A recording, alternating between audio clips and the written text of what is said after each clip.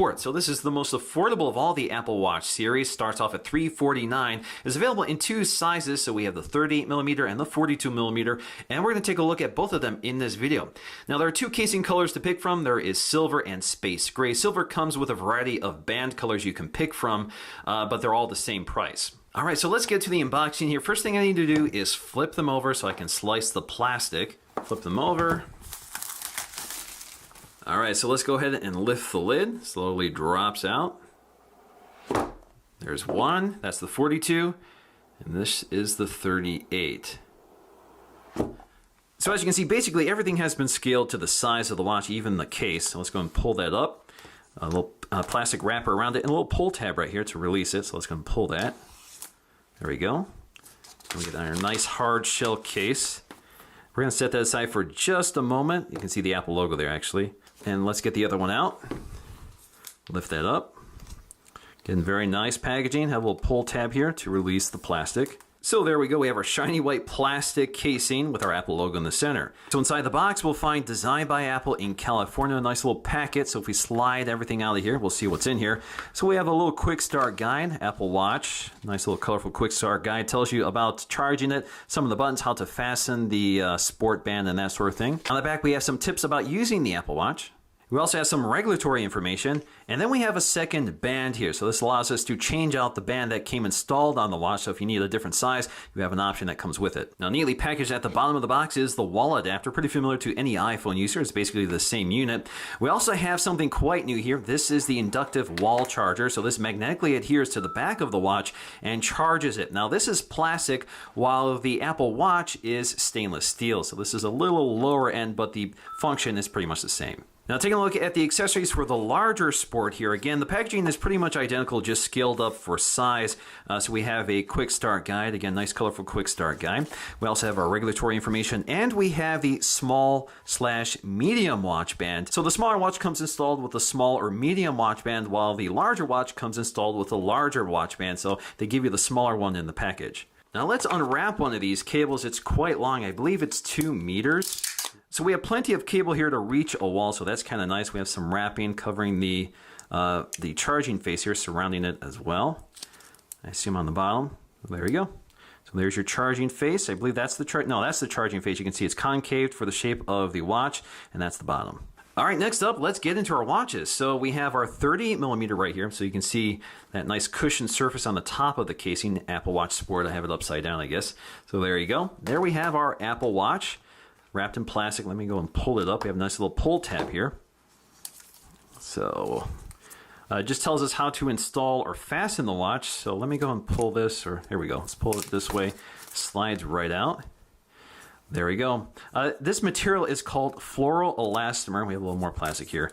And it's actually quite soft. As soon as you feel it, it's got this nice soft silky texture to it. It's actually really nice here. So again, that is the smallest 38mm, which looks quite small to me, but we're going to compare this to the 42mm, but it is a really nice looking watch. All right, next up is the 42mm, which is probably the size I would prefer. Again, a nice padded surface here, Watch Sport. So anyway, here you go. Here is the full-size 42mm. Looks quite nice here. Again, it's just a scaled-up version, really. Let me go and peel off all the plastic here again. Go to the back, pull the tab right behind the watch. Should pop right off. And there we go.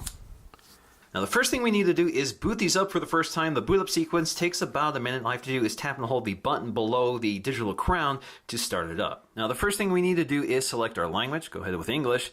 Now we can start pairing with our devices. So of course we're going to have to go get our iPhones.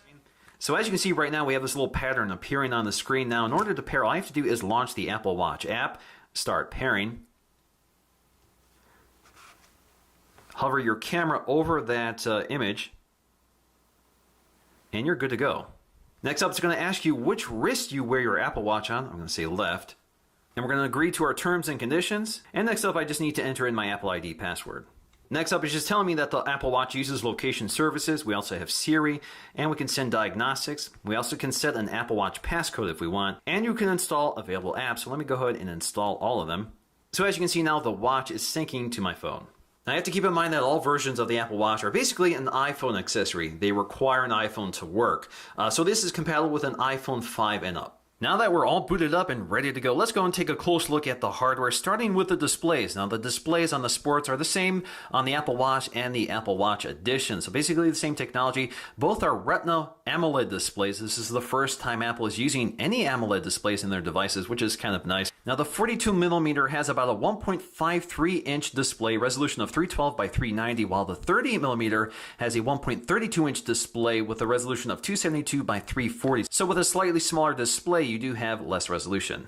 Now, all Apple Watches basically have the same design. They have this curved cover glass, but the Sport has an Ion X glass, which is the same glass that's on the iPhone 6 instead of the sapphire glass that's on the other watches. But you can see the OLED display is laminated to the glass, so it looks really nice and flush. And again, looks really nice, especially with that curved glass edge. Now, on the back of the watch, you'll find this composite lens, which is convex and contains our heart rate monitor, which uses two LED lights and has two receivers to pick up both infrared and visible light. Apparently, these sensors are also capable of measuring blood oxygen levels, although that hasn't been activated yet. Now, this is also where you charge your watch. Just bring the magnetic inductive charger next to it and it snaps into place and is pretty secure. Now, on the side of the watch, we'll find our digital crown as well as our side button, and they're the same size for each watch. And on the other side, we have a microphone as well as a waterproof speaker. So this allows us to place phone calls directly on our watch, command Siri, or just listen for notification tones. Now, the Sport Band has this tuck and fasten design, which is pretty simple. It's pretty easy to install and adjust.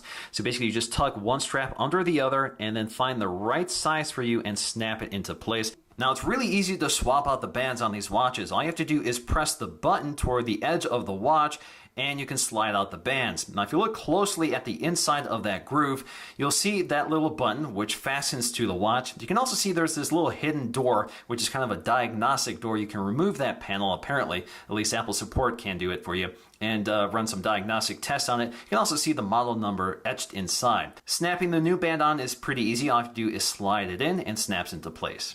Now, side by side, you can see the 42 comes installed with the longer watch band, while the 38 has the shorter watch band. So what I have to do here is take out the large band that comes with the 38 and install that, because the band that's included is way too short for my wrist. So with a larger watch band installed, you can see the watch band is about the same size or same length as the large one. Now, for the most part, I personally prefer the 42mm. It's larger for my larger wrists and larger hands, so it's more appropriate for me, I would say, but I'm surprised by how well the 38mm works on my wrist. It's not too small, and actually may fit a little bit better than the 42mm, which is a little on the chunky side, but either one will work. And if you want to save $50, you probably could get away with the 38mm unless you have a really chunky wrist. Now, the only drawback to the smaller watch is that you have a smaller display to interact with. Now, I will be covering the interface in a separate video because there is a lot to talk about and a lot of features to go over, which will be a very long video, I'm sure. But for the meantime, I just want to quickly show you how this works. So you can swipe down on the watch face to see your notifications. I have none right now. You can swipe up to see your glances, so you can measure your heart rate. You can see how much power you have remaining. You can set up an activity to set some fitness goals. You can see your calendar events, your weather, your stocks, your maps, and a few other things. You can swipe down to dismiss that. Now you can press the digital crown again to get to your home screen. This is your launcher. So this is where all your apps live. So for example, if you want to launch your Mail app, just tap on it. It takes you right to Mail. Now, as you can see here, we can flip through the interface, or you can use the digital crown so you don't block the screen while you're interacting with it. Now, when you're within an app and you force touch on something, basically press on the screen, you get two additional options, and this is completely contextual. So for example, when you're in email, you can flag this email, delete it, or select it as unread. Now, we can go back to our home screen just by tapping the digital crown here, and we can jump to another app if we want. So we can go to the music player, and we can see now playing, and click play, and this will play music on our device. So this basically means you can use your watch to remotely control the music playing on your device.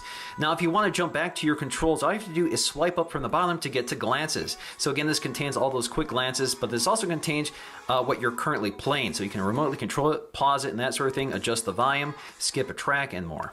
Now, when you're within the app launcher, you can move around and navigate. You can also zoom in and out with the digital crown. So you can basically zoom in onto an app like so.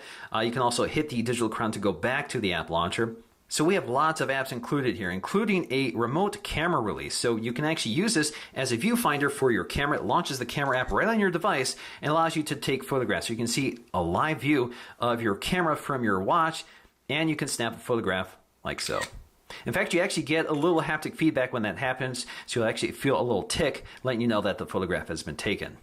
Now you can't access your notifications or your glances from the app launcher, so what you have to do is go back to the clock here, swipe up to get to glances, or swipe down to see your notifications. So if we swipe up here and swipe all the way to the right, you get to our controls. So we have airplane mode, do not disturb, and silence mode. You can also ping your phone, so if you've lost your iPhone here, just ping it, it'll start ringing for you. Now going back to my main watch, you can see I do have notifications here, so I can swipe down to see all of them. Now I can tap on them to bring up that app, like so, and I can dismiss this message if I want. I can tap the home button to take me back to where I was and go back to the next message, and again dismiss that.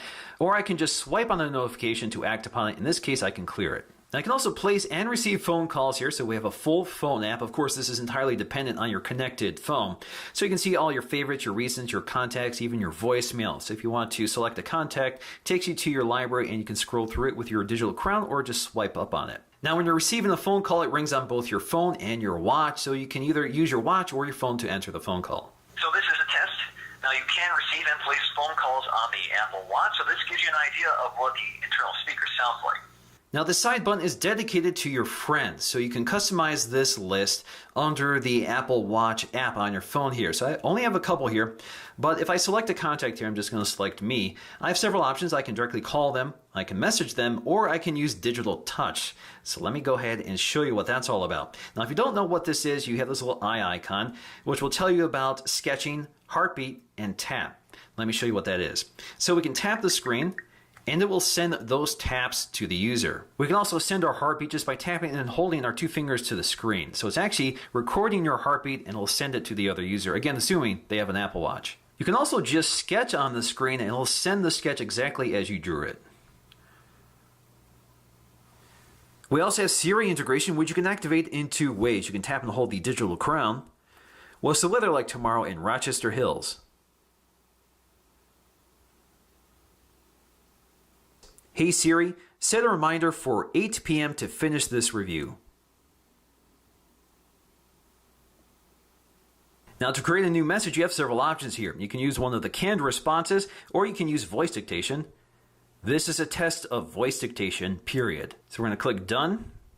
We can also insert one of these emoticons. So we have the smiley face, we have hearts, and we have the hand gesture. So what we can do here is select one of the emoticons here. So you can select between a variety of them just by using the digital crown. You also have a little indicator in the upper right, tells you where you are in terms of selecting them. You can also select from a number of hearts here. Again, same story, lots and lots of options to pick from. Same with this hand gesture here, like so. So if you want that one, just click on it or click done here. And you're good. We can go ahead and send it off. You can also use your watch for Apple Pay. Just double tap the side button here to access your card. You can swipe to other cards if you have more than one. Alright, so that is my first look at the Apple Watch Sport. Of course, there's a lot more to say about the Watch OS. I'll be covering more of it when I take a look at the Apple Watch in my next video, so stay tuned for that. And of course, stay tuned for my full walkthrough and review. Thanks for watching, and I'll see you again in the next one.